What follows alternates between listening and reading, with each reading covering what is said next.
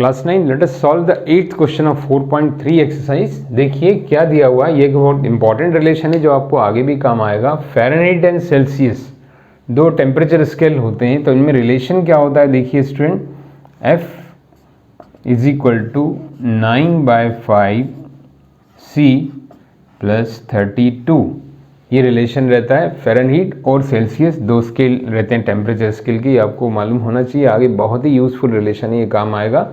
अब देखिए पहला क्वेश्चन क्या है इसका, फर्स्ट पार्ट कि हमें इसका ग्राफ बनाना है।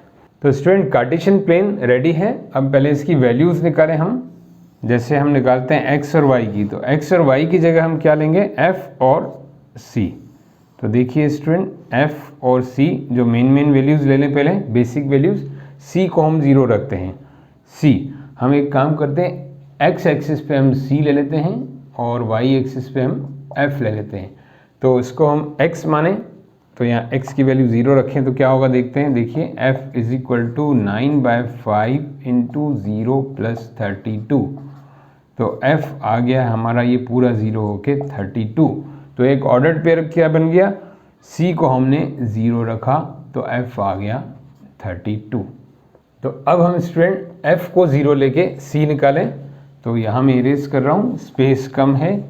देखिए f को मैं अब 0 ले रहा हूँ, तो f 0, तो 9/5 c प्लस 32, तो ये इस तरफ आ गया 9/5 c is equal to 32।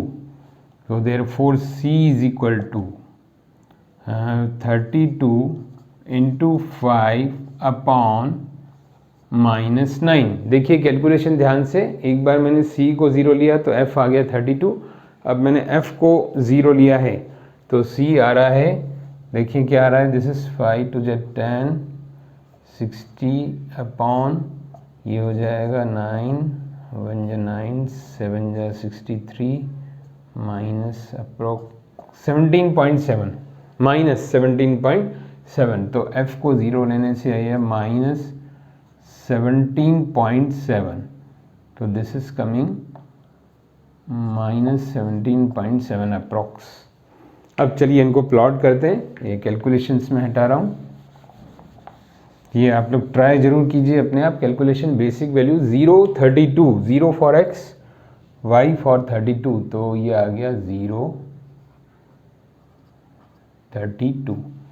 Next है minus 17.7 on x axis minus, तो 17.7 मीन्स आप ग्राफ प्लॉट करेंगे तो इसमें एग्जैक्ट निकालेंगे। अप्रोक्स में ले रहा हूँ, 16 के जस्ट आगे 17 यानी अप्रोक्स 18 के आसपास है, 17 18, तो इधर होगा ये।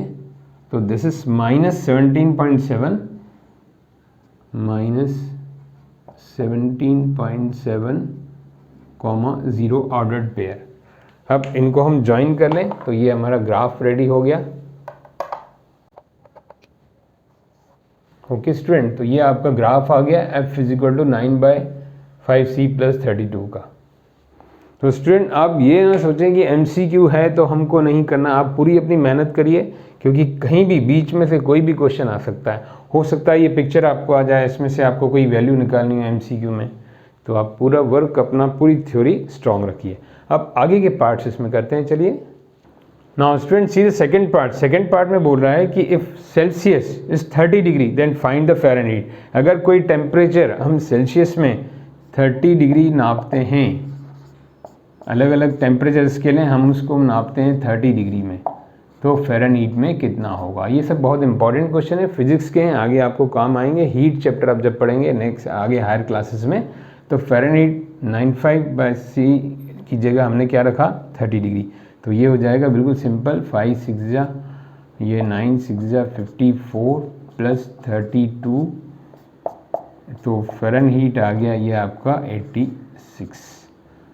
ओके, तो आप आंसर इसका क्या लिखेंगे स्टूडेंट, आंसर विल बी,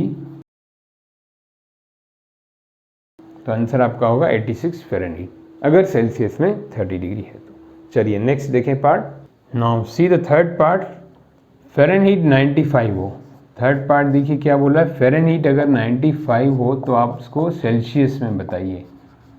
तो ये हो जाएगा 9/5 C is equal to 32 minus 95, ये इस तरफ रखा, इधर ले आए, इसको LHS करके RHS में शो कर सकते हैं। तो ये हो जाएगा 9/5C is equal to this is minus 63। Cross multiply करें तो C is equal to minus 63 into 5/9, तो दिस इज कमिंग 9 7 जा तो माइनस 35। तो सेल्सियस में कितना हो गया, कोई टेम्परेचर अगर फ़ारेनहीट में 95 है तो सेल्सियस में माइनस 35। तो हम आंसर देखिए क्या लिखेंगे ब्रैकेट में अच्छे से, it is minus 35 degree Celsius. Fourth में दो क्वेश्चन पूछे हैं कि पहले अगर डिग्री सेल्सियस 0 में हो तो F क्या होगा। तो पहले हम ये निकालें एक पार्ट फोर्थ का ही कि डिग्री सेल्सियस 0 हो तो F is equal to 9/5 into 0 plus 32, तो ये हो जाएगा 32। तो आंसर कितना आ गया अपना फ़ारेनहीट 32। अब इसी में क्या पूछा है कि फ़ारेनहीट अगर 0 में हो तो फ़ारेनहीट को 0 में रखें हम, तो हो जाएगा ये 9/5C प्लस 32, तो ये हो गया 9/5C is equal to minus 32। तो C हम कैलकुलेट करें, this is minus 160/9, that is coming 9 7 जा माइनस 17.7। तो मतलब फ़ारेनहीट जो है 32 होगा अगर सेल्सियस 0 हो, और फ़ारेनहीट अगर 0 में है तो सेल्सियस कितना होगा, minus 17.7। This is in Celsius. Now student, fifth is a very very important part. Fifth part जो बहुत इंपॉर्टेंट है कि is there any part in which both are same, both temperature scale are same. मतलब आपके thermometer में अगर आप thermometer को शो करना चाहो ऐसे, तो क्या ऐसे कोई स्केल हैं कि जिसमें फ़ारेनहीट और सेल्सियस दोनों इक्वल होंगे। देखिए प्रैक्टिकली मैं समझा रहा हूँ, मान लो ये दो थर्मामीटर है, एक फ़ारेनहीट सेल्सियस, तो ऐसी कोई रीडिंग है कि दोनों ही की इक्वल हो। तो उसके लिए हम चेक करते हैं कि let Fahrenheit is equal to Celsius is equal to x, दोनों को x मान लेते हैं। अब यहाँ पुट करें हम x is equal to 9/5x plus 32। हमने क्या किया, F और C का सपोज किया कि x एक ऐसा टेम्परेचर है दोनों का जो इक्वल है, तो दोनों को x पुट कर दिया।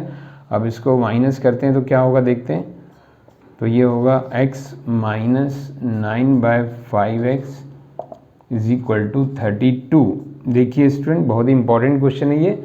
अब इसको माइनस किया तो this will be minus 4x/5। Okay student, cross multiply करके तो दिस इज 32। फ्रैक्शन आपको आना चाहिए, सब्ट्रैक्शन।